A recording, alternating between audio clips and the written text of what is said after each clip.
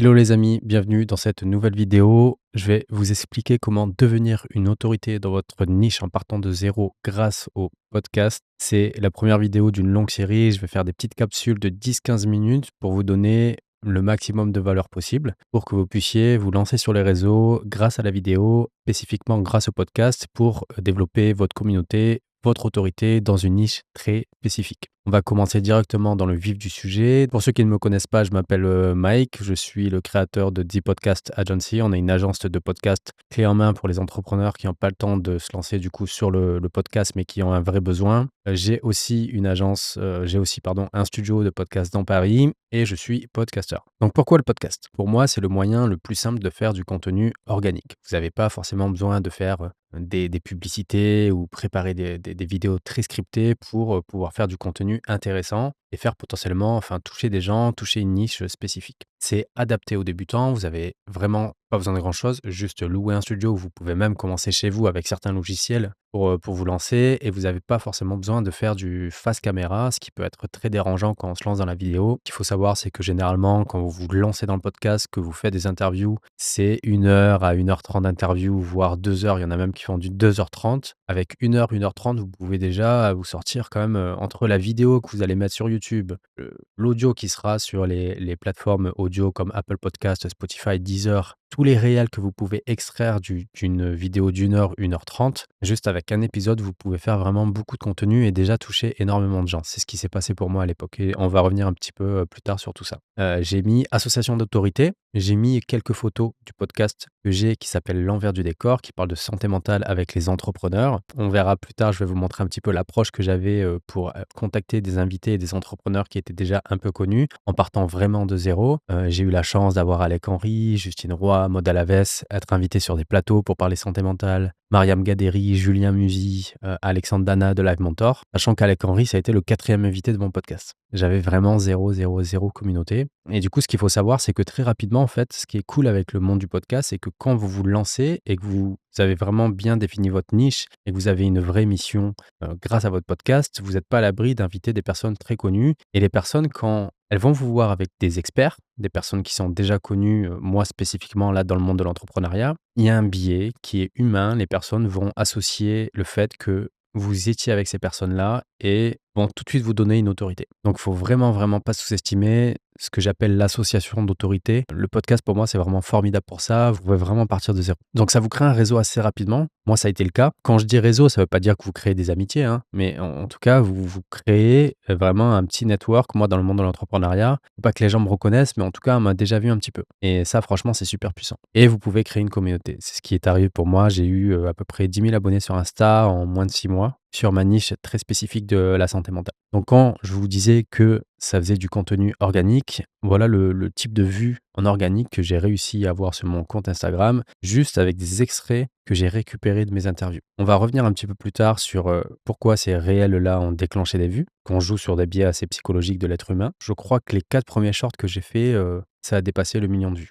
Les 2 premiers 100 000 vues, le troisième il a fait 1 million de vues. Je crois que c'était avec Manon Tournant. Ce que j'ai mis ici, on est quasiment à 2, 3, 4 millions de vues avec du contenu qui est pas putaclic. C'est pas du contenu pour cracher de la haine sur les réseaux ou quoi que ce soit. C'est vraiment du contenu éducatif, entre guillemets, contenu assez pertinent vous n'avez pas besoin de faire le clown, entre guillemets, sur les réseaux pour faire des vues. Et c'est un moyen formidable d'engager une audience une audience très nichée. Là, par exemple, si je prends le réel qu'on avait juste au-dessus, en fait, je parle de mon burn-out dans ce réel-là et j'explique en fait à quel point c'était difficile pour moi et à quel point, en fait, quand tu tombes dans le burn-out, ben, finalement, il faut tomber pour comprendre. Et j'ai eu beaucoup de réactions et en fait, à l'époque, parce que je voulais me lancer un petit peu dans la niche santé mentale et aider les gens dans ça, même si c'est pas le sujet, je vais pas trop approfondir ce sujet-là, mais j'ai eu énormément de personnes grâce à ce réel-là, dans ma niche santé mentale, qui m'ont contacté. Je pense que j'ai reçu 200 messages, je crois, ou un truc comme ça. Parce que les gens ont interagi et en fait, à chaque fois qu'ils interagissaient avec le mot burn-out, je crois que c'est ça, bah, ça engageait une discussion. Et vous pouvez faire exactement la même chose pour n'importe quel domaine. Donc ça peut aller très vite. Ensuite, deuxièmement, choisir votre niche et votre ligne éditoriale. Il y a quelque chose que je conseille tout le temps, c'est que quand vous vous lancez dans le podcast, il faut faire quelque chose qui vous tient à cœur, que ce soit une passion, une expertise ou que ça vienne d'une souffrance. Moi, personnellement, c'est venu d'une souffrance, parce que j'ai vécu un burn-out très intense et je voulais absolument m'exprimer sur ça. Et il faut vraiment pas sous-estimer ça parce que si vous choisissez pas une niche spécifique qui vous passionne, un sujet qui vous passionne et que votre ligne éditoriale est un peu floue, ça va se ressentir dans vos interviews, vous allez faire ressentir ça aussi à vos invités, ça va se ressentir, pardon, aussi sur le contenu que vous allez produire sur les réseaux. Ensuite, j'ai mis contacter des invités qui vous inspirent ou que vous connaissez, tout du moins au début. C'est un peu ce qui est arrivé avec moi quand quand j'ai eu mes premiers invités comme Alec Henry, Margot Cunego, les entrepreneurs que je suivais un petit peu déjà et qui, moi, m'inspiraient. Pourquoi je dis ça? C'est parce que ça va vous faciliter la vie quand vous allez avoir vos premiers invités, parce que vous allez déjà un petit peu connaître leur histoire et l'échange sera beaucoup plus fluide. Les gens sont toujours assez heureux en fait en interview quand vous connaissez vraiment très très bien leurs histoires et ça fait toujours plaisir quand vous allez rebondir sur une anecdote de, je sais pas, il y a 3 ans en arrière, je me rappelle quand tu avais fait ça ou tu avais dit quelque chose, tu avais dit telle ou telle chose dans une vidéo, j'avais lu tel ou tel post que tu avais écrit, et cetera. Bah, ça leur fait toujours plaisir. Ça veut dire que vous êtes pas un fan, mais que vous êtes vraiment intéressé par la personne et ça en interview, c'est vraiment, game changer. Quand je dis au début, c'est vraiment pour vous aider quand vous vous lancez et après vous pouvez vraiment inviter, qui vous voulez. Enfin, on va revenir sur ça après, mais moi, c'est ce que je vous conseille. Il y a quand même un petit piège, je crois que je le dis après, mais aussi faire attention que, pas trop tomber dans le truc, les personnes qui vous inspirent et qui vous impressionnent, parce que ça peut être aussi bloquant. Pour contacter vos invités, moi, ce que j'ai fait, c'est que j'ai vraiment tabassé LinkedIn. C'est ce qui m'a rapporté le plus, de résultats en termes d'invités, assez «connus» entre guillemets au début que je pouvais avoir. Instagram, les mails et WhatsApp. J'ai volontairement caché, certains éléments ici parce que je ne sais pas si on peut tout, montrer là sur une vidéo publique. Je mettrai le lien du coup de tout le miro que je suis en train de vous montrer là, de tout le template. Sur la communauté School, vous pourrez aller récupérer tout ce template là et vous aurez vraiment tous les messages que je fais pour aller contacter les invités en partant de zéro. Par exemple, Margot Cunego, j'avais de la chance, j'étais dans un groupe d'entrepreneurs comme elle et j'avais pensé, à Margot comme première invitée. Si vous êtes dans le monde de l'entrepreneuriat, vous la connaissez sûrement. Donc voilà, j'avais contacté directement sur WhatsApp, elle a accepté. Je reviens un petit peu au début quand je vous disais qu'il faut choisir une niche, une ligne éditoriale qui est liée à une passion, une expertise, une souffrance. Ça, c'est game changer. Quand vous contactez des gens, si vous êtes habité par une mission, il y a de fortes chances, vous augmentez vos chances que vous ayez des réponses favorables. Sachant aussi que les gens adorent parler d'eux-mêmes, ça reste humain. Mais si vous avez une vraie mission de vie, normalement, les gens viennent à votre podcast. Pareil pour Maud Alaves, qui était quand même à 65 000, je crois, abonnés sur LinkedIn. Moi, j'étais au tout début. Je mettais toujours en avant que je voulais devenir le podcast numéro 1 sur la santé mentale. Et ça, je pense que c'est game changer. Et même Julien Musi, il avait fait une vidéo où il disait, je suis allé dans un podcast parce que la personne avait une vraie mission, avait une vraie ambition avec son podcast. Du coup, il est venu. Et pour Alec Henry, pareil.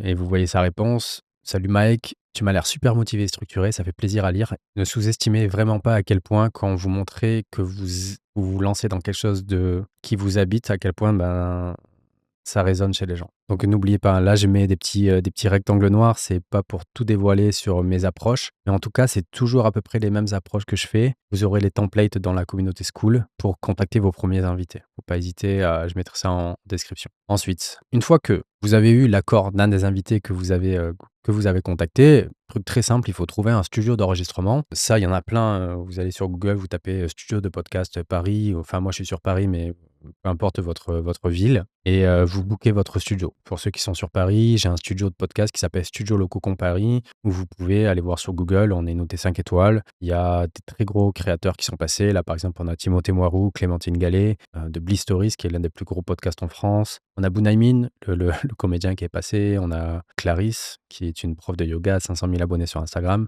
Et on est noté 5 étoiles sur Google. Je vous laisserai aller voir si vous voulez. Studio Le Cocon Paris. Pour ceux qui sont sur Paris, ça nous fera plaisir de vous accueillir. Une fois que vous avez trouvé votre studio d'enregistrement, il est temps de préparer l'interview. Je vais passer un petit peu de temps sur ça parce qu'il ne faut pas sous-estimer à quel point la préparation des interviews, c'est très, très, très important. Et moi, je mets tout le temps un point d'honneur sur ça. Je connais certains podcasteurs qui ne préparent pas du tout les interviews et qui font du contenu assez naturel très rapidement, mais c'est parce qu'ils ont aussi de la bouteille et ils font ça depuis très longtemps. Il y en a certains, au bout de 3-4 ans de podcast, ils n'ont même plus besoin de préparer quoi que ce soit. Et j'ai vu la différence quand je préparais très bien mes interviews et quand je les préparais pas. J'ai toujours préparé mes interviews, mais il y a une vraie différence à quel point tu passes de temps sur un invité. La qualité de l'épisode est totalement différent. Donc moi, ce que je faisais, c'est que j'allais sur LinkedIn, j'allais regarder tous les posts de la personne sur YouTube, les vidéos qui pouvaient être un peu en lien avec ma niche, avec ma ligne éditoriale de la santé mentale, des newsletters, des podcasts. J'allais essayer de tout voir et tout scraper entre guillemets «à la main». Ça me prenait bien 3 heures pour un épisode, 3 4 heures et après je donnais ça à ChatGPT pour lui dire: «Est-ce que tu peux,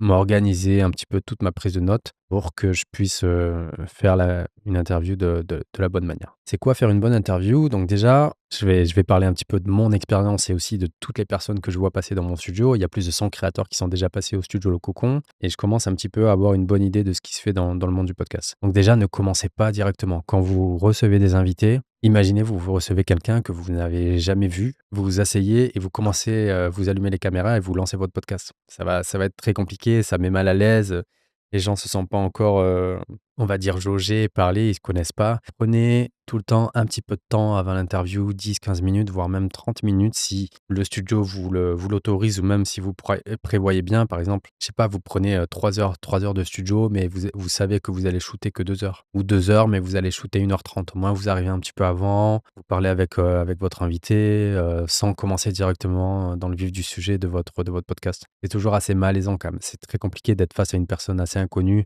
et de commencer direct à mettre les caméras et les micros allumés et se lancer dans le podcast. Je l'ai vu, à certaines personnes pour qui ça peut être compliqué. Ensuite, qu'est-ce que j'ai mis? J'ai mis focus sur votre invité. Quand vous vous lancez dans le podcast, rappelez-vous toujours, parce qu'il y en a beaucoup qui font ça, ils lancent du podcast par ego, parce qu'ils veulent raconter leurs histoires. Mais du coup, si c'est comme ça, bah, lancez un podcast solo et ne faites pas venir des gens. Il y a aucun intérêt. Quand vous invitez des gens, ils ont fait l'effort de venir, faites l'effort de préparer les interviews et vous êtes focus sur eux. Ne leur coupez pas tout le temps la parole, ne partagez pas tout le temps vos anecdotes, c'est pas le sujet. Le sujet, c'est à quel point vous arrivez à faire en sorte que votre guest passe un très bon moment. Moi, ça a toujours été un point d'honneur sur ça. Et laissez place à l'authenticité. Il faut faire attention. Quand je vous dis de bien préparer une interview, ça ne veut pas dire que tout doit être scripté.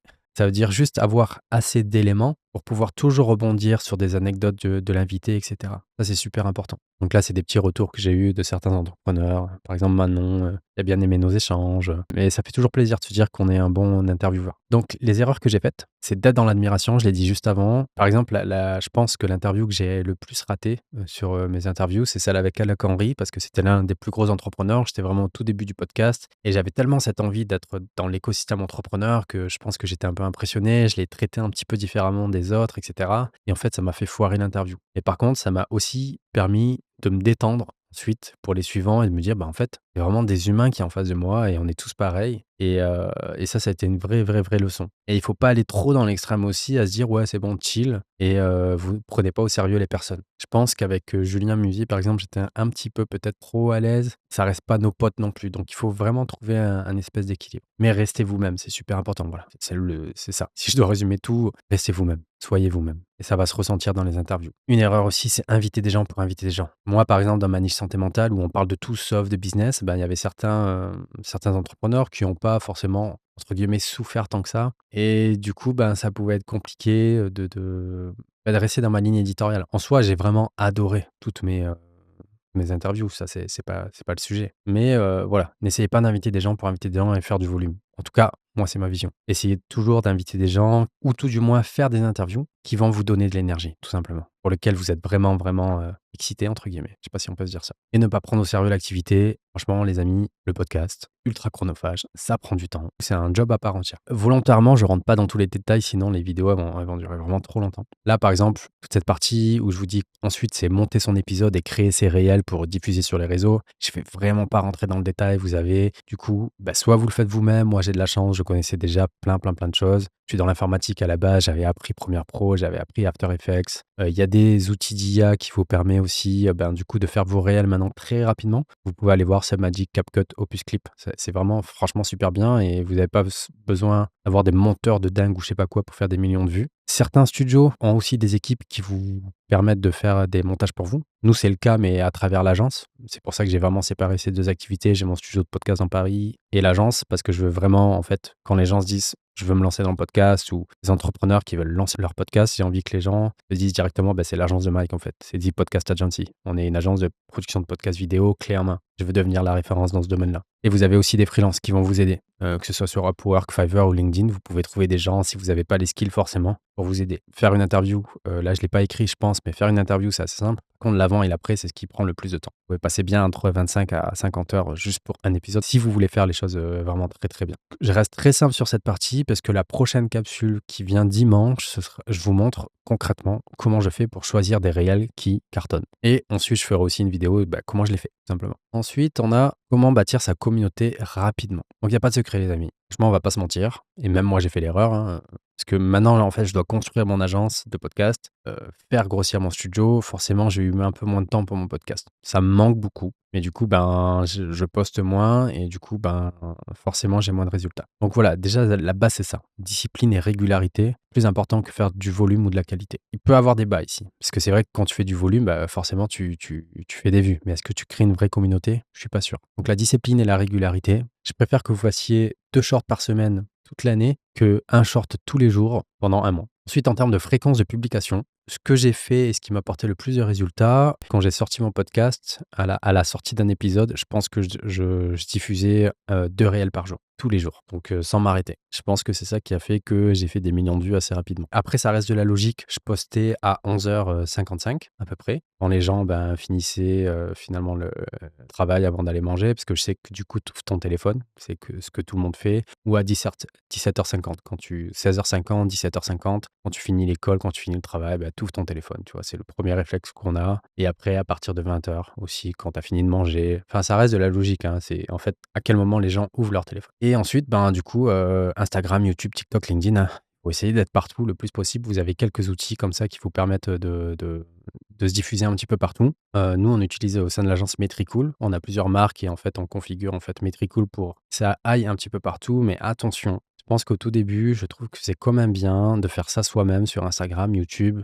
TikTok ou LinkedIn pour déjà voir c'est quoi qui vous plaît le plus. Moi, par exemple, c'était Instagram. J'aimais bien Instagram, j'aimais bien comment la plateforme était faite, etc. Et ça me parlait. Sachant que quand vous passez par Metricool et que vous postez sur Instagram, j'ai l'impression, et je pense que j'avais déjà entendu ça sur d'autres vidéos, quand vous passez par des outils tiers, les vidéos vont être un peu moins mises en avant que si vous passez par l'application et en même temps, ça se comprend. Les boîtes sont là pour, du coup, que vous utilisiez leurs applications et tout ce qu'ils font et que vous restiez sur leur plateforme. Instagram, je sais très bien que ça va plus vous mettre en avant si vous passez par leur plateforme, d'autant plus que quand vous postez sur Instagram, que vous mettez une musique d'Instagram, que vous, passiez des carousels via Instagram et cetera, vous aurez plus de résultats via l'application. Ne pas hésiter du tout à profiter de la communauté de vos invités. Je sais que c'est très compliqué quand vous avez vos premiers guests de demander de repartager quand il y a un épisode qui sort et cetera, de repartager les 2 premiers réels de promotion de l'épisode. Je sais que ça peut être un peu compliqué, vous avez peur de déranger, mais c'est quand même il y a une grosse différence. Il y en a qui vont jouer le jeu,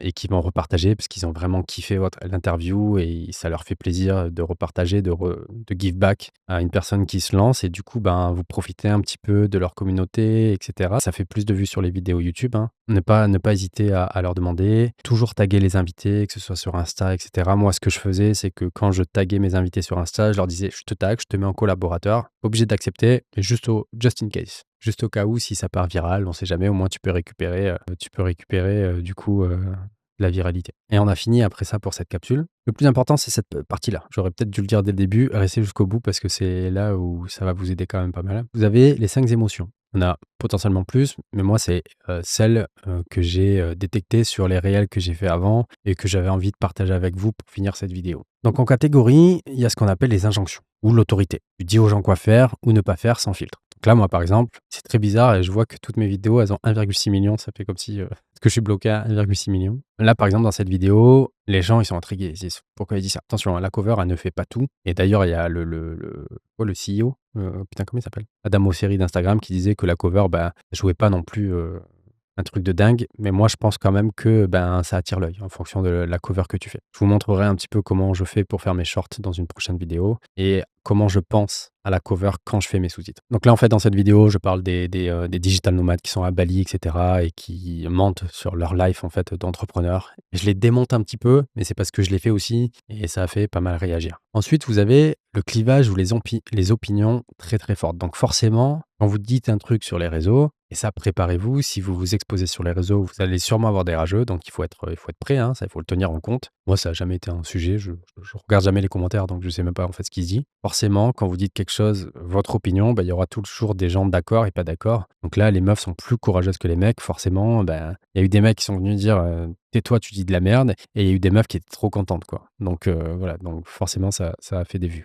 Partager une histoire, un partage perso ou une histoire, donc tu racontes un truc vécu et les gens s'y retrouvent. Ça, ne sous-estimez pas la puissance du truc. Quand vous racontez une histoire, il y a une grosse probabilité que d'autres personnes vivent exactement la même chose et ça leur fait du bien de voir que, bah, d'autres personnes traversent ça, que ce soit négatif ou positif, hein, peu importe, que ce soit dans votre manière d'être et cetera et ça, c'est super puissant. Ensuite, quand c'est trop gros pour être vrai, l'effet un petit peu what the fuck, la personne va dire un truc qui casse la norme et quand tu vois ça, les gens ils disent: «Mais qu'est-ce qu'ils disent, connard, quoi?» Et là, ça a été le cas pour Julien qui dit: «Moi, j'ai jamais pris une boisson au restaurant». Quand tu vois ça, c'est vrai que tu te dis: «C'est quoi cette merde?» Du coup, tu cliques et tu vois ce que la personne dit et je l'ai pas fait pour être putaclic, c'est juste que, bah, pour moi, c'est une anecdote de vie et je trouve ça int j'ai trouvé ça intéressant à partager. Je l'ai pas fait en pensant: «Ça allait partir viral» et de toute façon, on va pas se mentir, hein, plus vous faites du volume, plus vous publiez, sans penser toujours: «Il faut que je sois viral, il faut que je fasse des vues, machin». Il y a toujours des histoires qui vont déclencher des réactions. Donc postez. Postez, mais avec discipline et régulièrement. Et ensuite, vous avez, ben, tout ce qui est contenu, dev perso, réflexion et cetera. Là, j'en ai pas mis. J'en ai sûrement dans mon fil Instagram, mais forcément, quand vous êtes là pour motiver les gens, pour, faire avoir des déclics et cetera, ben, forcément, ça déclenche des réactions. J'ai pas mis toutes les catégories. Là, j'ai mis seulement celles qui collaient un petit peu au réel que j'ai mis au tout début. Je vais faire en sorte que toutes les capsules que je vous fais tous les dimanches, je suis quasi sûr que si vous respectez exactement tout ce que je vous dis dans les vidéos, il y a 90 de chances que vous puissiez créer votre communauté, développer une autorité dans votre niche précise. Donc voilà, je vous mets les liens en description, de ce template-là, avec le template des messages que j'envoie, en partant de zéro. N'hésitez pas vraiment à vous abonner si ça vous intéresse de vous lancer dans la création de contenu, parce que dimanche prochain, je vais faire une vidéo qui sera ultra intéressante pour vous sur comment je choisis les passages, les shorts qui permettent de faire des vues et qui vont vous amener une communauté dans votre niche précise. N'hésitez pas aussi à mettre des commentaires. Si vous avez des questions, je vais essayer enfin, je répondrai à tout le monde. Là, c'est le début d'une chaîne, donc c'est pas comme si j'étais débordé. Donnez-moi des idées de vidéos et je ferai en sorte de vous aider. N'oubliez pas, 10 podcasts agency, si jamais vous êtes intéressé par le monde du podcast, on a tout ce qu'il faut, on a tous les process qu'il faut pour vous lancer dans le podcast sur une saison complète. On fait du clé en main, vous n'avez rien à faire, vous venez, on discute et on voit comment on peut vous aider. C'était Mike.